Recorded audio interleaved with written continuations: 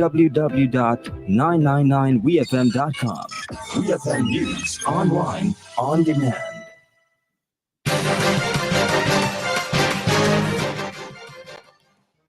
Good afternoon and welcome to WeFM's Midday News, brought to you with the kind compliments of Court St. Vincent Limited. Keeping up with the kids' growth spurts might mean it's time for a bigger fridge. Don't worry, at Quartz, we've got you. Save $1,000 on a Mabe 30 cubic feet side-by-side fridge. Or maybe you're ready to turn your home entertainment up a notch. That means a larger TV. We've got you with an LG 70-inch Smart UHD 4K TV. Excited about making your new home feel more like you? We've got you. Get the Perth 3-piece living room set with a cup holder for only $4,999. Or shop Ashley Furniture Clearance for great deals and free furniture pieces today. Need a better mattress for more restful sleep? We've got the size and comfort that's right for you. Save $400 on a Restonic Comfort Care Pillow Top Queen mattress. Shop today and pay later. Whatever you need, we've got you, with up to 30% off store. Welcome back to WeFM's Midday News, brought to you with the kind compliments of Court St. Vincent Limited. I am your presenter, Rajiv Providence. First, on the local scene, the Royal St. Vincent and the Grenadines Police Force, the RSVGPF, is currently investigating a homicide that occurred in Murray's Village on the evening of April 24th at approximately Zen Roy Lee, also known as Chucky, a 31-year-old vendor from Murray's Village. According to police, preliminary reports indicate that while Mr. Lee was in the company of another individual, a gunman arrived on the scene and shot Mr. Lee. Upon arrival, police officers quickly secured the area. Specialized crime scene personnel were then deployed to process the scene and collect vital evidence. The district medical officer was summoned. Police have assured that they are diligently working to gather all relevant facts and to identify the perpetrators responsible for this tragic incident. The St. Vincent Grammar School has launched the Heart to Heart initiative, which aims to raise funds for the medical treatment of one of its students. Lemuel Richards, a Form 3 student and vice president of the Beckwith Police Youth Club, has been hospitalized at the Milton Cato Memorial Hospital for just over a month, afflicted with a rare condition. Educator at the institution, Miss Jacqueline King, during an appearance on WeFM's Activated Mornings program, provided more information on Lemuel's condition. We hear more from Miss King. He has been diagnosed with a rare condition. He has been experiencing a wave of symptoms such as headaches and slipping in and out of consciousness. He would be fine at one point and then he would suddenly be gripped in a seizure. And these are not pretty episodes at all to look at. It's absolutely painful and scary for him. And it's absolutely frustrated. Okay, the mother is absolutely frustrated having to see her son in such a state. Mr. Randy Boucher, also a teacher at the St. Vincent Grammar School, said that Lemuel's family has to come up with US $15,000 for his medical expenses. He said that the grammar school as a family felt the need to assist as much as possible, leading to the creation of the Heart to Heart initiative. We want to give to Lemuel's mom. A mother's a gift, a financial gift to assist because she is so frustrated. And you can imagine having to come from Beckwith back and forth. That in itself has been a challenge. And what we have been presented with from his mom is that they have to come up with 15,000 US. And we know that there are not very many of us who can go to the bank or swipe a card to the tune of that amount. So as a school, as a family, as a grammar school family, we see it as our duty to assist as much as possible. So this is a heart-to-heart initiative. That was teacher at the St. Vincent Grammar School, Mr. Randy Boucher. According to the two teachers, since the school has started their initiative, they have reached out to multiple persons and contributions have been coming in. Persons interested in making a contribution to the Heart to Heart initiative can get in contact with the St. Vincent Grammar School at 456-1337 or any member of staff. Still on the local scene, police here in St. Vincent and the Grenadines are currently investigating the circumstances surrounding the discovery of a body in Beckway. The Royal St. Vincent and the Grenadines Police Force, in an official release, said the body found in La Pompe Beckway on the morning of Wednesday, April 24th, has been identified as a 71-year-old female from Harmony Hall. Police, in their release, said they received a report of the body at about 6:10 a.m. on Wednesday, and that preliminary information indicates that the deceased was staying at a nearby apartment and was last seen on the beach at around 6 p.m. Tuesday evening. A post-mortem examination will be conducted soon to determine the cause of death.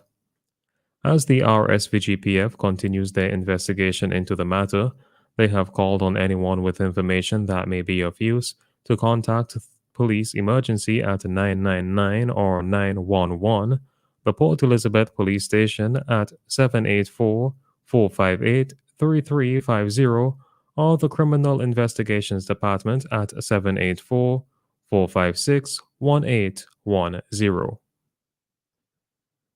The annual Teachers Cooperative Credit Union, Ministry of Tourism, Civil Aviation, Sustainable Development and Culture, and Ministry of Education National School Bands Showcase is set for this Saturday, April 27th. Committee member for the showcase, Orandi Bomani Charles, joined WEFM's Activated Mornings program this week to talk about the upcoming event. He said that despite challenges faced, this year's showcase promises to be a spectacular one. He provided details on the theme for this year's event, Free Up. We hear more from Mr. Charles. Yearly, we try to introduce themes for the schools to follow. So I remember the first year, it was Essence and Bring It and, themes like that where we would actually guide them along as to what genres they should focus in on. Now, that would usually come from the committee members or the teachers who may have certain tastes and so on. But this year, we are encouraging the students to free up, right? In other words, utilize their own creativity rather than imposing our ideas onto them. We allow them to bring their own creativity to the process. Of course, we are still there to guide along in terms of the appropriateness of the content and so on, to make sure that it's kid-friendly, family-friendly content and so on. But we wanted to encourage their own creativity for them to make suggestions as to what pieces they would like to perform and so on. That was National School Band Showcase Committee member Orandi Bomani Charles. The annual Teachers Cooperative Credit Union, Ministry of Tourism, Civil Aviation, Sustainable Development and Culture, Ministry of Education, National School Bands Showcase will be held on Saturday, April 27th at the cruise ship terminal lawn from 1 p.m., beginning with a fair, steel pan performances and young DJs for entertainment, followed by the showcase at 3 p.m. The concept for this year's showcase is Free Up, where each school band will perform for 15 minutes. On to news in the region. Antigua and Barbuda's Prime Minister Gaston Brown says his administration is prepared to negotiate directly with the former employees of the regional airline Liat 1974 Limited that went bankrupt earlier this year. The Antigua and Barbuda Workers Union, ABWU, has been calling on the government, which had been a major shareholder in the airline, to negotiate an amicable settlement, but the government has accused the union of not wanting to negotiate in good faith. Speaking at the ceremony on Tuesday evening for the arrival of two E-145 jet aircraft that will form part of the new Antigua-based airline, Liat 2020 Limited, Brown said that the door remains open for direct negotiations with the workers regarding the severance payments. The government had originally offered a 50% compassion payment in cash and bonds to the former employees that Brown said amounts to $110 million. The ABWU had said in the past that it would continue to seek the 100% severance payment to the former airline employees. Caribbean Community CARICOM Chairman Guyana's President Dr. Irfan Ali says the regional integration movement is continuing efforts to formulate a Haitian-led solution to the current turmoil in the French-speaking CARICOM member state. President Ali said Guyana and the rest of CARICOM remain resolute in their pursuit of peace and stability in the region. Ali said that the situation in Haiti is also being monitored. To facilitate this return to normalcy, Haitian Prime Minister Ariel Henry has since resigned on Thursday, paving the way for creating a transitional presidential council. Henry presented his resignation in a letter and released on Thursday by his office on the same day. A council tasked with choosing a new prime minister and cabinet for Haiti was due to be sworn in. The council would be installed more than a month after Caribbean leaders announced its creation following an emergency meeting to tackle Haiti's spiraling crisis. On the international scene, more than 100 prisoners have escaped from a jail near Nigeria's capital after heavy rain damaged part of the facility where they were housed. According to the authorities, 118 inmates originally fled the Suleja prison, but 10 have since been recaptured. A manhunt has been launched to find the others. The identity of the prisoners is unclear at this point, but there are fears that some might be dangerous. However, a statement from the prison said they were working with other security agencies and that people should go about their normal activities without any fear. In conjunction with sister security agencies, we have so far recaptured 10 fleeing inmates and taken them into custody, while we are in hot chase to recapture the rest, said a statement from Abuja's prison authority. It pointed out that many of the prison facilities in Suleja, about not in close proximity to Abuja, were built during the colonial era and therefore have become old and weak. Finally, in sports, Crystal Palace will only entertain offers for star forwards Eberechi Eze and Michael Olise that start at £60 million or more for each player. The Eagles are safe from relegation, having secured a club record 12th season of Premier League football, and say that financially they do not need to sell either player. However, given some of the praise for Eze in particular in recent weeks and the form of Olise, they accept that bids are highly likely to come this summer. And Palace feels that £60 million per player is the starting price for interested teams if they want to enter negotiations. Both Olise and Eze signed long-term deals this season, so Palace is in a strong negotiating position. This has been WEFM's Midday News. I have been your presenter, Rajiv Providence. Join us again at 3 o'clock for WEFM's 3 p.m. news.